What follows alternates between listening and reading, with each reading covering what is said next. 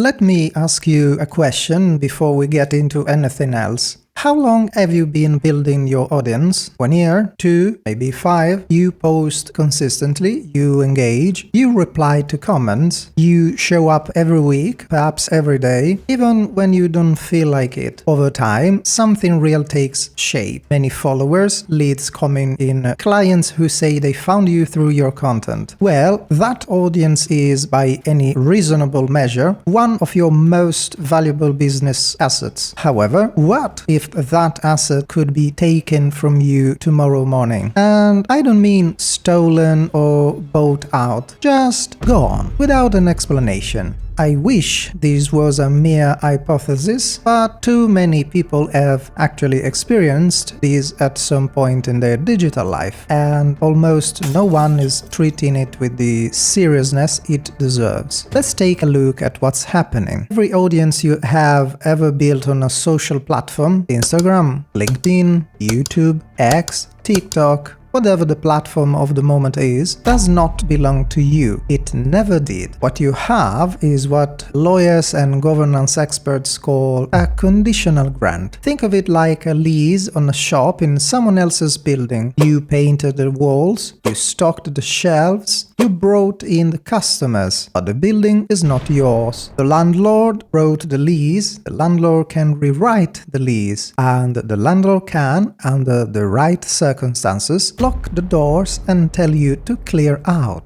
I'm not using metaphors here. It is the literal, legal and technical structure you agreed to when you clicked "I accept the terms of service" on one of those social media platforms. What makes these genuinely alarming is what happens to your audience when access is revoked. Here is the crucial thing that most people do not understand. The audience does not transfer with you. It does not follow you to a new platform. It doesn't land in your email list. It ceases to exist for all practical purposes the moment that access disappears. Years of relationship building gone overnight. Now, some of you might be thinking, okay, Simone, but that's an edge case. That happens only to controversial accounts. I am a legitimate business. It won't happen to me.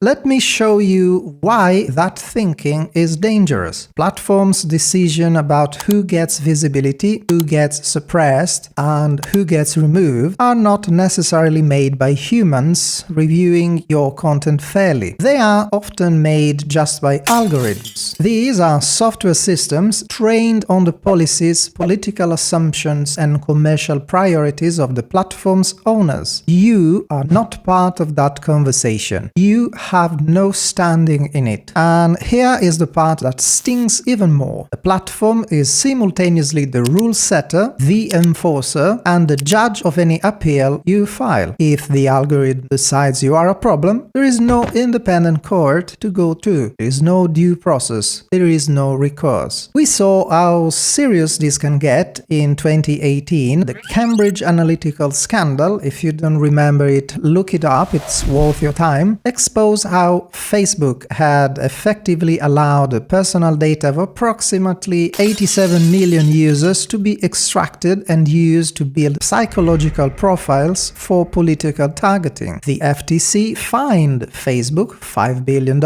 It was the largest privacy fine in history at that point. And yet, researchers who analyzed the outcome concluded that the fine did almost nothing to address the actual harm at the core of the problem, because the harm wasn't a policy failure, it was an architecture failure. The platform was designed in a way that made that kind of extraction possible. A fine doesn't change the architecture. Probably this is the most crucial aspect. This, in fact, is not a problem that gets fixed with better rules, stricter enforcement, or more transparency pledges. The misalignment between what platforms need, which is your data and your attention, which they sell to advertisers, and what you need, which is a reliable, durable channel to reach your audience, is backed into the DNA of how these businesses work. Even the European Union, which spent years building what its architects called a novel global constitution for the Internet, the Digital Services Act, ended up giving the platforms a throne when it meant to give them a cage. The companies being regulated had more influence over the regulatory process than the users they were supposed to protect. And that's not even a personal opinion, just the conclusion of peer-reviewed political science research. I've said that this is an architecture problem, but in the context of your business, it is also a strategic thinking problem. Consider this. Would you ever sign a contract with a supplier that allowed them to cancel your order without notice, keep the inventory you had already paid for, and give you no legal avenue to dispute the decision? Of course not. Your legal team would be swinging a huge club at you. But that is exactly the contract most businesses have signed with their digital presence. Not because they didn't have the option to do things differently, because they weren't paying attention to what they were actually agreeing to. The brands and businesses that have built their primary communicative infrastructure on platforms they do not control have, without realizing it, created a single point of institutional failure at the heart of their commercial identity. Unwise, to say the least. Now, here is where this gets genuinely interesting, because there are real working, technically demonstrated alternatives. The most straightforward is the one you already know exists but may not have taken seriously enough. Your email list. Email is a protocol, not a platform. No company owns it. No algorithm decides who gets your message. When you have someone else's email address, you have a direct, unmediated line to that person that no platform can revoke. If you have 10,000 followers on social platform and 200 people on your email list